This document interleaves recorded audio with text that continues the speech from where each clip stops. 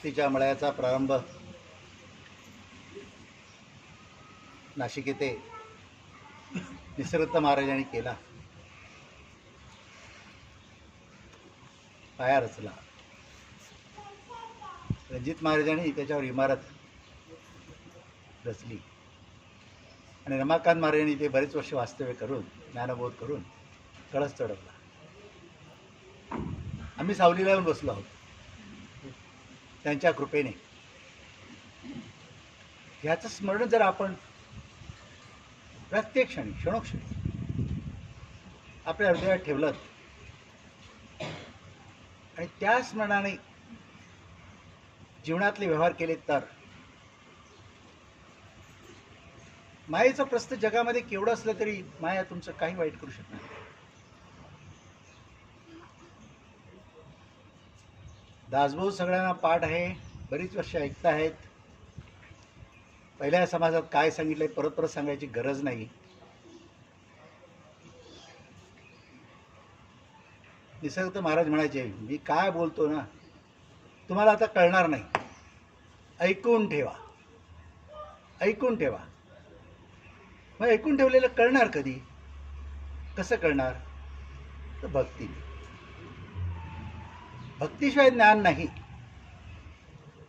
बरीच लोक पुस्तकं वाचतात, खूप ज्ञान मिळवतात आणि पोपटासारखे बोलतात. ते ज्ञान त्यालाही कामाला येणार नाही जीवनामध्ये आणि श्रवण करणाऱ्याला पण येणार.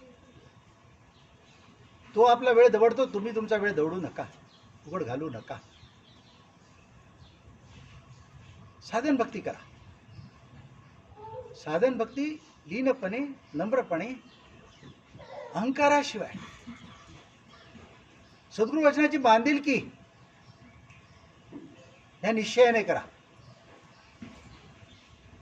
तुमचा निश्चय दृढ असेल सद्गुरूच्या वचनाविषयी, सद्गुरू असणारी श्रद्धा त्याविषयी, तर तुमच्याकडून भक्ती करून ते बरोबर घेतात. चालविता धणी तोच आहे, बोलिता धणी पण तोच आहे. मी जे काय आता तुमच्यासमोर बोलतो आहे ना, ती त्यांची कृपा आहे. त्याच्याशिवाय ज्ञान कळतच नाही, ज्ञान आपल्या मुखातून वदत पण नाही. प्रज्ञा जागृत ते करतात, पण कधी? पुन्हा भक्तीच. भक्तीमध्ये तुम्ही किती प्रामाणिक आहात, नेमाने निश्चयाने किती व्यवस्थित आहात, त्याच्यावरच अवलंबून आहे. आपल्या संप्रदाय जिगरी संप्रदायामध्ये अनेक सद्गुरू पदावर विभूती होऊन गेल्या, महात्मे होऊन गेले, देहरूपाने गेले, पण आत्मरूपाने सदा आहेत. त्यातलं भक्ती ज्ञान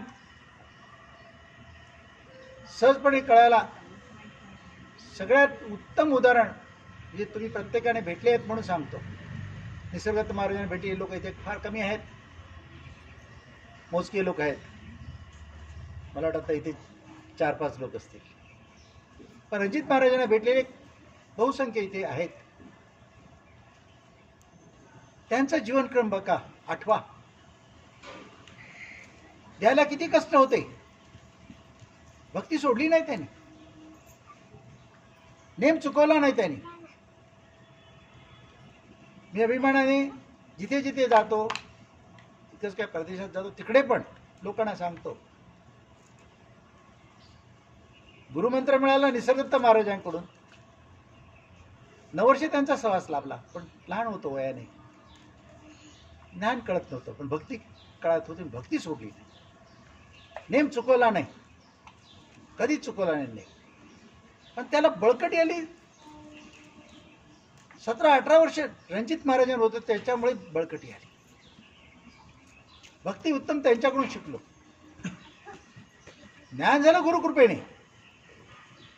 जे काय आता बोलतोय ते निसर्गदत्त महाराजांची कृपा आहे, पण भक्ती मात्र रणजित महाराजांमुळेच मला शिकता आली.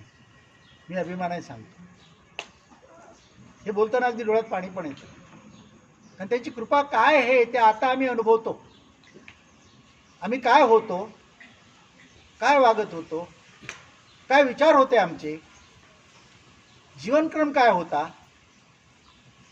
आणि त्याच्यामध्ये सगळं काही बरोबर दिसत होतं, पैसा अडका होता, पण शांती नव्हती, समाधान नव्हतं. ती मिळून मात्र गुरुकृपेने दिलं. आणि म्हणून संत सहवास, सद्गुरू सहवास फार महत्त्वाचा आहे. नुसती पुस्तकं वाचू नका. पुस्तकी ज्ञान तुमच्या कामाला येणार नाही, ते करण्याच्या रथासारखं आहे. साधन भक्ती करा, हे उत्सव आहे, चुकू नका. मठामंदिरात नेमाने जा, तिथे जाऊन ध्यानाला बसा. तुम्हाला सांगायला विशेष मला अभिमान वाटतो, आम्ही बाजवडीला गेलो की मला तर कित्येक वेळा, म्हणजे दरवेळी गेल्यानंतर महाराज सांगायचे, भाऊसाहेब महाराजांच्या समाधीवर जाऊन बसा, ध्यानाला बसा. बागेवाडीला गेलो आणि भाऊसाहेब महाराजांच्या समाधीवर ध्यानाला बसलो नाही, असं कधी घडलं नाही, कधी घडलं नाही. म्हणजे गुरुवचन पाळले तुम्ही तर ज्ञान आपोआप होणार. हो, ज्ञान तुमच्याकडे आहे. ज्ञान म्हणून तुमच्याकडे काय आहे? तुम्ही आहात याची जाणीवेची प्रत, हे ज्ञान आहे. आणि तोच ईश्वर आहे, तोच देव आहे. बाहेर कुठे मिळणार? निसर्ग महाराज एक सुंदर उदाहरण देऊन सांगायचे, अरे मी तुझ्यातच आहे, मी परमात्मा आहे, परब्रह्म आहे, मी तुझ्यातच आहे, पण तुला का दिसत नाही? तू इतर काहीतरी भरून ठेवलंस त्या तुझ्यामध्ये, आतमध्ये, त्याच्याखाली मी झाकला गेलो आहे. ते काढ, ते काढून फेकून दे. ते आत्मदर्शन, स्वस्वरूपाची प्रचिती. म्हणजे काय भरून ठेवलंय आम्ही? अज्ञानवत बऱ्याच गोष्टी भरून ठेवल्या. आणि ते अज्ञानवत कधी करणार आहे? सद्गुरू भक्ती केली तर. भक्ती ज्ञानाची जन वारंवार सांगतो लोकांना. सद्गुरूने दाखवलं त्याप्रमाणे, सांगितल्याप्रमाणे भक्ती केली तर ते ज्ञान तुम्हाला होणार आहे. आणि ते भक्ती करत असताना सद्गुरू वचनाशी आपण किती प्रामाणिक आहोत, सत्शिष्याची लक्षणं काय आहेत, आणि नवविधा भक्ती माझ्याकडून तंतोतंत घडते की नाही, ह्याचा अभ्यास करायला पाहिजे. भक्ती करतो म्हणजे नुसतं भजन म्हणतो, मी 4 भजन म्हणतो, अभिमानाने सांगतो. भजनाच्या ओळीचा अर्थ आहे माहिती आहे का? भजनातल्या प्रत्येक ओळीचा अर्थ पाठ पाहिजे तुम्हाला. मी परदेशात जात होतो तेव्हा भजनाविषयी बोललो की सगळे काय सांगायचे, आम्ही युरोपियन लोक, वेस्टर्न लोक, हे भजन विचार आम्हाला जमणार नाही, आम्ही ध्यान करू, भजन जमणार नाही. पण मी तुम्हाला आता रणजित महाराजांच्या पुण्यतिथीचा उत्सव जर्मनीचा दाखवतो. तिथे पुस्तक घेऊन सगळे भजन जोरात म्हणतायत. व्हिडिओ आहे माझ्याकडे. युरोपियन लोक का म्हणायला लागले? मी त्यांना एकच सांगितलं, हे भजन नाही, हा ग्रंथ आहे. तुम्ही भजन म्हणता ना, भजन नाही, ग्रंथ आहे. ह्याचा अर्थ घ्या. ह्याचा अर्थ घेतलात ना तर दुसरं काही वाचायची गरज नाही. भाऊसाहेब महाराजांनी 4 भजने नेमून दिले, तुम्ही त्याचा अर्थ घेऊन अभ्यास करून वाचा, भजन म्हणा, ज्ञान आपोआप होणार. ज्ञान आपोआप होणार. एकाने करून बघा. 6 महिने तुम्ही नित्य नव्याने सगळ्या भजनाचा परिपूर्ण अर्थाचा अभ्यास करा. तुमच्याकडून सद्गुरू ब्रह्मज्ञान बोधून घ्या. लोक तुमचे चरण पकडतील. पण पहिलं निसर्गात मला सांगितलं ते काम करायला लागेल. काय? जे काय साठवून ठेवले त्याचा त्याग करायला पाहिजे. त्याचा त्याग करावा. माझ्या अगोदर ग्रंथाचा प्रारंभ आज केला त्यांनी, सप्ताहाचा प्रारंभ केला. त्यांनी एक उदाहरण सुंदर दिलं. मिठाची बावली समुद्राकडे गेली, समुद्रच झाली. केवढा अर्थ भरलेला आहे त्याच्यात. नुसतं ऐकलं आपण, विचार केला काय? मिठामध्ये जो खारटपणाचा गुण होता ना, तो समुद्राचा गुण आहे. तो गुण त्यांनी घेतला ना त्या बावलीने, तेव्हा ती झाली ना. मग सद्गुरूच्या मध्ये जे काही सत्वगुणात्मक आहे, सत्यनित्य शाश्वत असं आहे, ते त्याने आपल्याला दाखवून दिलं आहे. ते अंगीकारलं पाहिजे. मग तुमच्यामध्ये वेगळेपणा राहणारच नाही, तुम्ही ते होऊन जाणार, कारण ते तुमच्यात आहे, बाहेरून आणण्याची गरज नाही. ती मिठाची पावली खारट होती ना, तिच्यात होतच ते. तसं सद्गुरू स्वरूप तुमच्यामध्येच आहे, तुम्ही बाहेर शोधता, कधीच भेट होणार नाही. किती तीर्थाटन करा, किती उपास तपास करा, काही प्राप्त होणार नाही. म्हणून सद्गुरूचा अभ्यास, सद्गुरू म्हणून काय आहे त्या तत्वाचा अभ्यास करा. ते माझ्यातच आहे का, कसं, याचा शोध घ्या. निसर्ग महाराजांच्या निरूपणात काय म्हणतात, एक शब्द सुंदर वापरतात, भूत कौतुक करणार का. मी माझ्या गुरुकडे गेलो आणि त्यांनी मला एक थप्पड मारली आणि सांगितलं, जा तू ब्रह्म आहेस. काय म्हणतात शब्द, मला एक थप्पड मारली, सांगितलं जा तू ब्रह्म आहेस. हे मला इंग्लिशमध्ये ट्रान्सलेट झालेलं प्रवचन आहे त्यांचं, त्यांचे शब्द आहेत.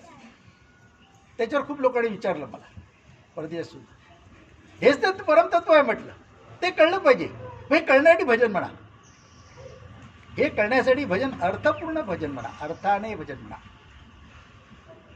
तुम्ही सकाळचं भजन, तुमचं सकाळची काकडती आहे, उठण्यासाठी आहे.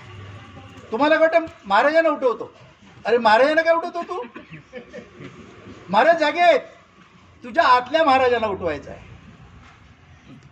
तू उठलायस जगाच्या आठवणीने, उठलायस तू देहाच्या आठवणीने, उठलायस आणि मायेचा भक्त झालायस. स्वरूप विसरलास, ते उठणं आहे का. तर स्वस्वरूपाच्या आठवणीने उठायचं आहे, ती जागृती तुला यायला पाहिजे. म्हणून सकाळची काकड आरती आहे, त्याच्यामध्ये आपल्या सद्गुरूंचे वर्णन आहे. पण ते सुद्धा काय आहे, हे कधी प्राप्त झालं, ब्रह्मस्वरूप त्यांना ते तसे होते म्हणून, हे तुला आठवण राहावी म्हणून तुला तसं व्हायचं आहे. मग सकाळची पूजा आहे, देव कसा आहे, कुठे आहे, कसा लाभणार आहे, सर्व चराचराचा अर्थ घेऊन बघा ना. ते काय म्हटलंय शास्त्रात, मानसपूजा श्रेष्ठ सांगितली आहे ना, त्याचा अर्थ आहे पूर्ण त्याच्यामध्ये. मानसपूजा म्हणजे काय, मनाने जयगुरु जयगुरु नुसतं म्हणणं नव्हे, तर मनाला लगाम लावून, मनाला हात वळवून, बाहेरच्या जगातून त्याला मुक्त करून आपल्या स्वरूपाकडे लावणे आणि स्वरूपाच्या चिंतनामध्ये राहून स्वरूप कसं आहे जाणणे, ते कळलं पाहिजे. तर सकाळचं भजन पुढे झालं. पूजा ही सुद्धा एवढ्यासाठी आहे, तुमचं तिकडे लक्ष बरोबर राहावं. आणि देहरूपाने तुमच्या आता सद्गुरू नाही आहेत, त्यांच्यापर्यंत तुमचा भाव कसा पोचणार आहे, म्हणून त्यांची ती पूजा करायला पाहिजे. मी लोकांना सांगतो, अरे पुसताना जर हळू पुस, महाराज बसले समजून तो फोटो पुस. आमच्याकडे मठ केला तर सुरुवातीला मठ झाला, त्या पूजेला एक ब्राह्मण माणूस आला, ब्राह्मण होता त्याने आला. काय म्हणाला, एका थोर मोठ्या माणसाच्या ओळखीने आला. पहिल्याच दिवशी, भूमिपूजनाच्या दिवशी मला काय म्हणतो, महाराज मी इथे राहिलो तर चालेल का. तर हा एक अट आहे मात्र, गुरुमंत्र घ्यायला लागेल आणि साजरा इथे करायला लागेल, भक्ती करायला लागेल, तर तू इथे राहू शकतो, नाही तर नाही. तुझी ब्राह्मणगिरी केली तर चालणार नाही, असं स्पष्ट त्याला सांगितलं. आता तो जातीचा ब्राह्मण, त्याला जास्त मला सांगावं असं काय वाटलं नाही. गुरुदेव रानडेविषयी सगळं त्याला पाठ, त्याची सासरवाडी बेळगावची, बेळगावला गुरुदेव रानडेंचं स्मारक आहे, तिकडे ते सगळे जाणारे लोक होते. आणि ब्राह्मणांमध्ये गुरुदेव रानडेंना कोणी ओळखत नाही असं नाही आहे. गुरुदेव रानडे मी सगळ्यांना माहीत आहे, आपल्या सांप्रदायिक भाऊसाहेब महाराज शिष्य निंबाळाचे. आता त्याने एक दिवशी मी निसर्गात महाराजांचा फोटो पाहिला, तर काचेला असे वरकडे दिसले. म्हटलं काय रे बाबा हे, ते कुंकू गंध लावतात ना, फार निघत नाही हो. मग कसं काढ, ब्लेडने काढले. म्हटलं तू उद्यापासून पूजा करू नकोस, तू ब्राह्मण झालास, आज मोठा गुड्डा आहे, माझी निवड चुकली, तू उद्यापासून करू नकोस. मग त्याला सांगायला लागलं, अरे प्रतिभा नको समजूस, फोटो नको समजूस, तुझे भाव पोचायला पाहिजे तिथं, त्याच्यासाठी पूजा आहे. तर प्रत्यक्ष महाराज बसले आहेत आणि त्यांना मी गंध पुष्प वाहतोय, त्यांची पूजा करतो आहे. माझं परमभाग्य म्हणून मला संधी मिळाली आहे. ज्याला पूजा करायला मिळाली ना, त्याचं परमभाग्य. आपल्याला काही म्हणजे ठिकाणी मठांमध्ये पाहिलंय, पूजेसाठी माणसांची वाट बघायला लागते. पूजेला कोण मिळतो काय, त्याला विनंती करायला लागते, सांगायला लागते. वेळ काय येते याची, चढावं लागली पाहिजे. रोज सकाळी मी जाऊन पूजा करणार मठात, किंवा त्या भजनाला मी हजर राहणार. चढाव लागली पाहिजे. तुमची चढाव कुठे नात्यात लग्न असेल, बारसं असेल तिकडे असेल, मेल्याचं श्राद्ध असेल तिकडे असेल, इथे नाही चढाव. कसा सद्गुरू भेटणार? भजनाचा भक्तीचा अर्थ घ्या जाणा. त्यानंतर जे दुपारचं भजन आहे त्या परमतत्वाकडे कसं जायचं ते दाखवलेलं आहे. तिथे पोचायचं कसं ते सांगितलेलं आहे. आणि रात्रीच्या भजनामध्ये तुम्ही तेच होऊन राहणार. ती साधना सांगितलेली आहे. करा एवढं. उगाच भाऊसाहेब महाराज सांगितले माझे 4 भजन तुम्ही नित्याने म्हणा, तुमचा प्रपंच मी चालवतो. देह ठेवताना सिद्धरामेश्वर महाराज म्हणाले, पदर पसरवतो, हात जोडतो, एकच विनंती करतो माझ्या शिष्यांकडे, माझ्या भाऊरायाची 4 भजन नित्यनेमाने म्हणा, तुझा प्रपंच चालू आहे. आणि भाऊसाहेब महाराज म्हणाले की अंगावर वीज पडली तरी ध्यानाला बसले तर उठू नका. म्हणजे कुठला बाका प्रसंग होते ध्यानाला बसले तर ध्यान पुरं करा आणि उठा, काय होणार नाही. सगळं तो करतो ना. मग असा तुमचा श्रद्धाविश्वास असेल आणि त्याच्याशी ऐक्य असेल, तुम्हाला खात्री असली पाहिजे माझं त्याच्याशी ऐक्य आहे, माझी काळजी माझा गुरु घेणार, एवढी काळजी तुम्हाला खात्री पाहिजे. ही खात्री कधी निर्माण होईल? तुम्ही उत्तम भक्त असाल तेव्हा. आणि ती जर तुम्हाला खात्री झाली तर तुम्हाला चिंता करायची गरज काय? ध्यान भक्ती सोडून पुढे पळायची गरज काय? पहिले ते पुरं करून निघा. तुमच्यासाठी ट्रेन पण थांबेल, बस पण थांबेल, चुकणार नाही. तुम्ही श्रद्धाविश्वासाला कमी पडता, दिखावायची भक्ती करता, कसं चांगलं होणार? ते नेहमी मागे पण एकदा उदाहरण देऊन सांगितलं ना, ते सगळ्यांना माहिती आहे, सगळे म्हणतात, सांगतात. पण भक्तांनी बऱ्याच वेळा सांगितलंय की भक्त असतो महाराजांकडे नित्यनेमाने येतो आणि नेहमी म्हणतो महाराज मी खूप वर्ष येतो, भजन चुकत नाही, ध्यान पण करतो, पण माझ्यात काय, माझ्या प्रपंचाच्या परिस्थितीमध्ये काही सुधारणा होत नाही, माझ्या परिस्थितीमध्ये काही सुधारणा होत नाही. महाराज म्हणजे काय होत नाही बाबा तुझं भलं, काय होत नाही? तर माझ्या मुलीचं लग्न जमत नाही. कधी होईल सांगा ना? महाराज म्हणाले मी मेला.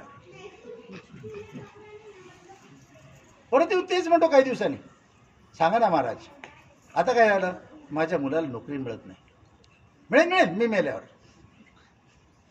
असं 2-3 वेळा झालं. एक दिवस राहवलं नाही हो, तो विचारतो तुम्ही कधी मरणार सांगा.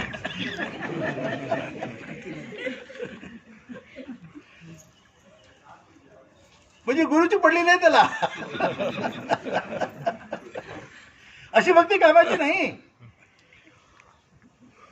भक्तीच करा, ज्ञानाच्या बंधात पडू नका, महाराज म्हणालाही जाऊ नका. महाराज आपोआप बनणार, आपोआप बनणार. ज्याची लायकी पात्रता आहे त्याला ते बरोबर बसवणार, त्याच्या मुखातून ज्ञान उधवणार, त्याला संधी मार्ग मोकळा करून देणार. अनुभव सगळे घेतलेत आम्ही. खूप अडथळे आले, खूप निंदक भेटले, सपाटून. भ्र काढला नाही, रोखलं नाही, विचारलं नाही, का बोलतो, का अशी निंदा करतोस, का मला आडवा येतो, काही नाही. सद्गुरूवर विश्वास, सद्गुरू आहेत ना, मार्ग मोकळा करून देणार तुम्हाला. आणि माझं काय व्हायचं त्याने ठरवलंय, मी कशाला ठरवू? ज्ञानी होणार हे ठरवायचं नसतं, गुरु होणार हे ठरवायचं नसतं, उत्तम भक्त होणार हे पण ठरवायचं नसतं, ते ठरवतील. मी मात्र त्याने सांगितलं मार्गच आचरणात आणणार, असा निश्चय पाहिजे. निष्काम भक्ती, निरपेक्ष भक्ती ती घडली पाहिजे. तुम्ही देवाला फुल तुमच्या इच्छे वासनेशिवाय वाहत नाही. प्रत्येक वेळी मागणं असतं, मागणं असतं, मागणं असतं.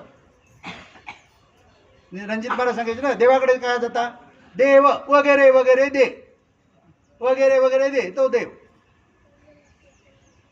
तशी भक्ती करू नका. विश्वास ठेवा सद्गुरूवर. पूजा अर्चा नीट करा, भजन भक्ती नीट करा, साधन भक्ती नीट करा. बाकी तुम्ही जगाचा विचार करू नका. जग तुमच्या घरापासून सुरू होतं. घरातल्या सदस्यांचाही तुम्ही जास्त विचार, म्हणजे काळजी करू नका, की त्याला दोष लावू नका त्याला. तुम्ही भक्ती चांगली करा. तुम्ही उत्तम भक्ती असेल ना, तुमच्या डोळ्यातून पाणी येणार नाही याची काळजी सद्गुरू घेईल. म्हणजे तुमच्याशी संबंधित सगळ्या लोकांचं कल्याण करेल. उगा सांगितलं नाही आईकडच्या 42 पिढ्या आणि बापाकडच्या 42 पिढ्यांचा उद्धार होतो. रणजित महाराज बरोबर सांगायचे.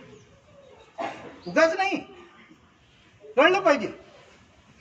आता इथे किती या महिला मंडळ बसलेले आहेत, भरपूर आहेत, भक्ती करतायत. पण आता मार्गशीर्ष सुरू झालं ना, गुरुवार करतील बघा. मला एकदा लिस्ट बनवून द्या गुरुवार करणाऱ्यांची. मी सगळ्यांकडे जाणार, मुलाखत घेणार वर्षाखेरीला. किती जणांचं कल्याण झालं, काय होणार नाही, लिहून ठेवा. अशी लक्ष्मी पावत नाही, इतकी स्वस्त नाही. तिला काय पाहिजे ते आधी ओळखा. लक्ष्मीला काय पाहिजे हे तुम्हाला ओळखलं आणि तेच तुम्ही केलं तर लक्ष्मी आपोआप तुमची होते. लक्ष्मीला नारायण पाहिजे, तिला दुसरं काय नको. जगाला नाचवते, कोणाचं कल्याण करते, कोणाला अगदी भिकेला लावते. आणि आपण मात्र बसलीये पाय दाबत तिकडे. तो शेषावर बसलाय आरामात, पाय दाबते दाशी होऊन. कळलं नाही तुम्हाला? आत्मारामाला भजा, तो नारायण आतमध्ये बसलेला आहे सद्गुरूच्या रूपाई, त्याला भजा. लक्ष्मी तुमच्या घरी पाणी भरेल, लक्ष्मी तुमच्या घरी पाणी भरेल. अहो बघायची सुरुवातीला काय म्हणाल निरूपणाच्या, मी भाग्यवंत आहे म्हणून इथे यायला लागतं. कारण निसर्गदत्त महाराजांनी मला प्रवेश दिला शाळेमध्ये. रणजित महाराजांनंतर माझी शाळा पुरी केली म्हणून मग तुम्ही सगळे लाभलेत. प्रेमबंधन पक्क झालं. 2 दिवसापूर्वी यांनी मला विचारलं यायला जमेल का, तुम्ही म्हटलं शक्यता कमी दिसते. रात्री वेल लागले,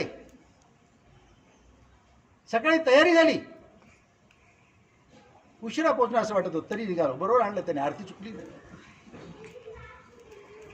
निश्चय पक्का पाहिजे, सगळं बरोबर होतं. भक्ती नीट करा आणि खरोखरच जेवढे गुरुवार तुमच्यातले काही करतात ना त्यांची लिस्ट बनवा आणि त्या बाईला वर्षाखेराने विचारा तुझं किती कल्याण झालं. शेकडा 2 नाही मिटणार. उगाच ते करत बसू नका, जीवाला त्रास देऊ नका. भजन भक्ती नीट करा. भक्ती ज्ञानाची जननी आहे. भक्तीशिवाय ज्ञान नाही, भक्तीशिवाय सुख नाही. पण भक्ती चांगली रुजून त्याचा अनुभव यायला पाहिजे तर वैराग्य पाहिजे. वैराग्याप्रती भाग्य नाही. आता वैराग्य म्हणजे काय टाकून जायची गरज नाही, तर विवेक झाला पाहिजे. विवेक करण्याचे ज्ञान सद्गुरू कृपेने प्राप्त होते. म्हणून सद्गुरूची भक्ती चांगली करा, मग विवेक पण तुमच्याकडून होणार. बरोबर, काय स्वीकारायचं, काय अंगीकारायचं, काय त्याग करायचा, काय करायचं की नाही करायचं.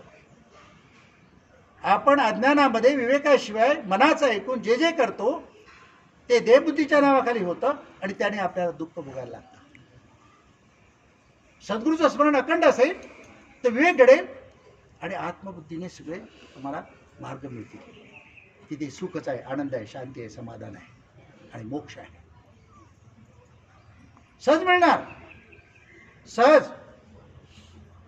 सिद्धरामेश्वर महाराज काय म्हणाले, अरे अगदी बेलफळासारखं तुम्हाला आयताडून मी हातावर तळहातावर दिलेला आहे. रणजित महाराज वारंवार सांगायचे सिद्धरामाला इतकं करून आणून दिले तुम्हाला. तुम्ही फक्त त्याच्याकडे लक्ष द्या, त्याची निगा करा, त्याची काळजी घ्या, ते सांभाळा. ते तुमचं, तुम्हीच आहात, ते तुमची संपत्ती आहे आणि ते तुम्हाला ऐश्वर सुख समाधान शांती देणार आहे. हेच आपल्याला शिकायचं आहे.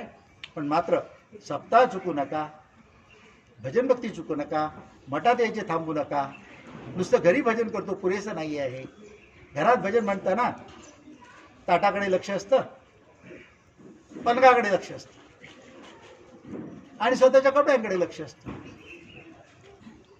बस मग बाहेर लक्ष गेलं की जगाकडे लक्ष असतं. भक्ती होत नाही. तिथे आले तर त्या माऊलीचं रूप पाहत भजन म्हणते तुम्ही, तर मनोभाव काय होतो अनुभव घेऊन बघा की. आणि म्हणून मठामंदिरात रेग्युलर आलं पाहिजे, नित्यनेमाने आलं पाहिजे. कमीत कमी आठवड्यातून एकदा तरी आपल्या महाराजांनी सांगितलंय आलं पाहिजे. म्हणून भक्ती करा. भक्तीमध्ये ज्ञान आहे, त्याने तुम्हाला सुख आहे, शांती आहे, समाधान आहे आणि मोक्ष मुक्ती पण आहे. राजा दिरास